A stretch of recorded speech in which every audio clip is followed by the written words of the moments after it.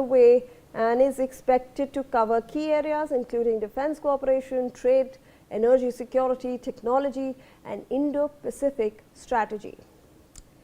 With that, in fact, let's bring in our guests who are joining us for this broadcast. Ambassador Gauri Shankar Gupta, former diplomat, Major General Gigi Dwivedi, Global and Strategic Affairs expert, Shruti Das Gupta, who's a foreign affairs expert, and Vijay Sardana, who's an economist. I thank you all for taking out your time and for speaking to NewsX. We appreciate it. Let me start off this discussion with Ambassador. Ambassador, like we were mentioning, Marco Rubio has in fact reached the PMO. His first meeting is with the Prime Minister before he goes and meets the Foreign Minister and the Quad foreign ministers as well. How important and significant is this particular meeting that he is doing right after he lands in New Delhi, sir?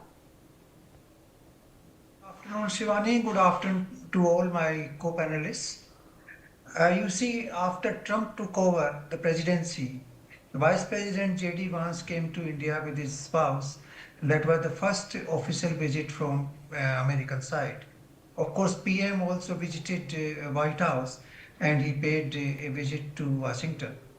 After that, somehow the things, in fact, went into the wrong direction, particularly after the G7 summit in Canada.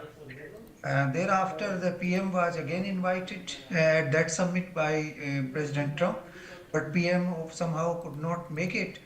And then instead of enhancing ties with India, the US started wooing Pakistan. They invited Hasim Munir to President.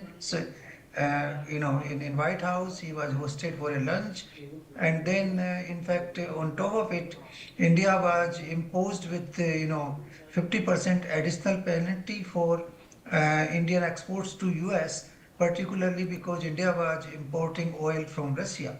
So that was a very, very, negative move. India was singled out. No other country importing oil from Russia was imposed supplementary tariff. But soon after that, the US Supreme Court turned down all this tariff issue and the things came back to normal. Anyhow, the tariff agreement is under discussion and that will be signed in the due course once the things are finalized.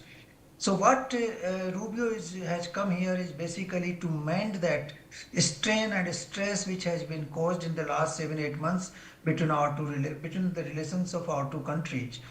He is of course calling on the Prime Minister today, and during that visit I feel that 3 issues will come up prominently.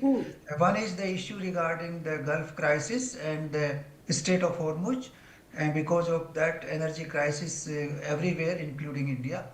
And then second would be the trade deal, and third would be the defense cooperation, and of course bilateral cooperation in other fields, particularly technology areas. Right. So these would be the major issues during the call on. Then the bilateral meeting with S. Jaishankar will also focus on these areas, but that will be wider issues. There will be many more issues during that, and maybe the China visit will come, Russia-Ukraine war will come, and India's relations, with BRICS countries will also come. BRICS meeting is also scheduled in Delhi shortly, so that will issue, and the Quad will be discussed on Monday when the 4 foreign ministers, the Australian, Japanese, Indian and Americans will meet on Monday. So these are the focus areas. But Marco Rubio started with Calcutta, perhaps for domestic regions, to show, because Trump administration feels that Christianity should also be seen to be, that they are protector of Christianity. So he has gone there to meet the Christians, Christian mission, particularly what it is called, I forget the name of that NGO. And then after that, he's coming to Delhi, and in Delhi, of course, he's calling on the PM, and then he will visit. That would be a private visit, I suppose, the Agra and Jaipur, and then basically the Quad meeting. So this would be a 4-day visit, a very long visit, I would say, but I hope it would amend or mend the damage which has been done in the last 8 months. India should focus again on the radar of US. Pakistan, which has been a terrorist state, has been given a very high priority in US equations in the recent months, which is very unfortunate. And Hasim Munir, who was the architect of Pahalgam massacre, has been given the honor of being received in Washington in Trump's own office, which is very very sad to say with. And then Pakistan was also involved in dialogue with Right. Iran.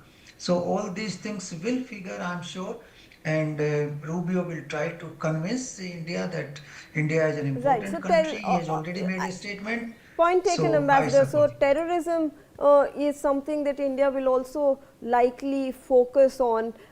General Dwivedi, if I can rope you into this discussion, defense forms a major focus area for India and US. We'll obviously looking at a lot of defense deals, but we want to look at technology transfer as well.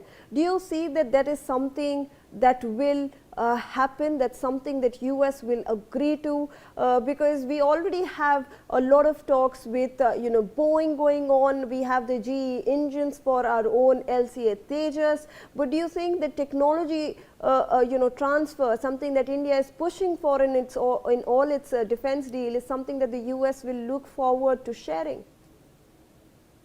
Thank you, Shivani, for having me on your show. Well, the defense is not a standalone, domain. It fits into the larger bilateral relations and also how the political climate is shaping. So I think this visit by Marco Rubio is very significant because he wears two hats. He is the Secretary of State and then, of course, he is the National Security Advisor. So willy-nilly, I think the two issues will get merged and we'll have to look at from the two different lenses. Firstly, the relations, because of the strained relation, there was a setback as far as the defense domain is concerned. Firstly, the F-404 engines itself, the supply have been very sluggish, whereas we should have received something like 16 to 18 engines, only 2 have come. So therefore, this had an impact. But now you coming to very specifically on the defense relation between the two countries. Firstly, Shivani, India and America have series of defense agreements, at least 4 of the big agreements on logistic, on the intelligence sharing, on the transfer of technology, and currently couple of major, I think, projects or the major weapon systems are on the table. Firstly, when Prime Minister Modi had gone on a visit last year, we had signed an agreement of transfer of technology of FG 414 engines. These are to power our Tejas Mark II, and therefore this agreement was that 80% of technology will be transferred to India. So this actually has not made headway on the ground. So I'm sure this will be one of the area where Marco Rubio will be giving it further momentum. The second is that there are other weapon systems which like the Striker infantry combat vehicles, which are to be co-produced, and also the Javelin anti-tank missiles. Here I like to make a point that today India is not looking at the weapon import. We are looking at co-production as the larger component of the Atmanirbhar Bharat, and therefore we are looking at the co-production of the major weapon systems. And also we are importing the MQ-9, Raptor.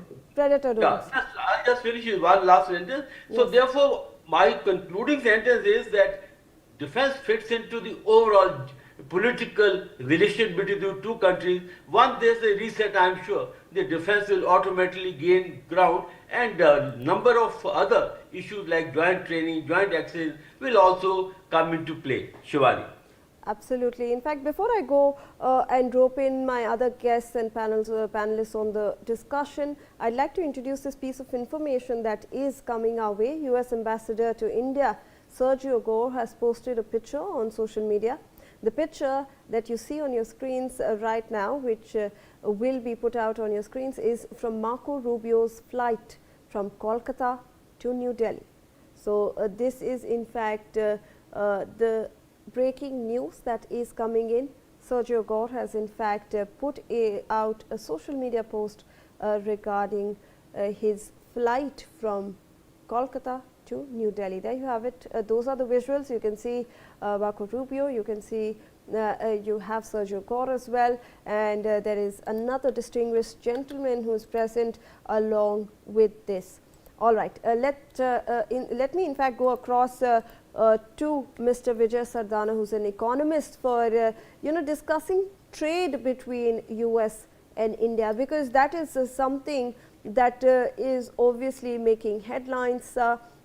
We have Marco Rubio talking about selling India energy as much as it can. Do you believe that apart from energy, there are a host of other things that can be looked at, for bilateral trade? Do you think that India will want to diversify its energy basket so quickly? First of all, my regards to the fellow panelists and the viewers. See, we have to always look at it, America, whenever it talks to anyone, there is a selfish agenda of America. America is not interested in any way strengthening India or making India great again, or they want Make in India to become successful. You have to keep these factors always in mind when you are dealing with America. American foreign policy is selfish to the core. They will do anything and everything which suits America, and that is why they are in India today. After abusing, after talking all the nonsense about India, today they landed in India because they are cornered world over. They have seen the power of China firsthand. They know that Russia is beyond control. Now Europe is drifting away. Africa, they are not interested. Latin America, they have their own problems. Canada is not supporting them. Only option they left was Middle East. Iran has spoiled that chess game, and now they were dependent on Pakistan, but soon they realized that Pakistan is not going to abandon China. So they have left with no option but to come back to India. Now why they are in India? For two simple reasons. One, to have a geopolitical leverage. India has to be extremely careful because we should not behave the way we behaved earlier, criticizing China, Russia, and trying to sit in the lap of America. America will never be trustworthy in any situation, so India should also exploit the situation to its advantage, and there should be a tough bargain with America. Maybe there will be small setbacks, so be it, but America has no option today except India, because today India is one of the largest market for them. China is not buying their agriculture products. Somehow America wants to dump their agriculture product. They will offer you defense technology. In return, they will expect agriculture market or food market of India. This is what bait they will place in front of India. We have to be extremely careful, number one. Number two, they will sell energy to you because they have to sell energy at premium price. They need a big customer like India so that they can continue to exploit Indian economy for their benefit by selling price, means the crude or any energy sources at premium. They will not give you like Russia or Iran at a cheaper price, but they will block you all cheaper options so that American companies and Trump's friends can make money from India at the cost of Indian economy and Indian society. So you have to be very clear on that aspect. Third important aspect is technology. America knows India needs technology. China will never give us technology. The only source of technology right now is Russia. American military industrial complex will never expect India should become self-reliant. They don't want India to do this. So they will give you all sorts of lollipop, we will give you this technology, this platform, this missile, this one, that one. But when it comes to technology transfer, they are not interested. Because they know once India gets a technology, they lose the leverage on India which they want to exploit in every given situation. But where America needs India is also because China is showing their teeth to America that if you behave funny, we know how to crush your industrialization, Absolutely. either through rare Okay. earth, through Okay. So EVs, through point taken, Mr. Sardana, that obviously there are a lot of apprehensions that are there when we're looking at US-India trade relations. I'll come back to my guests. Let's in fact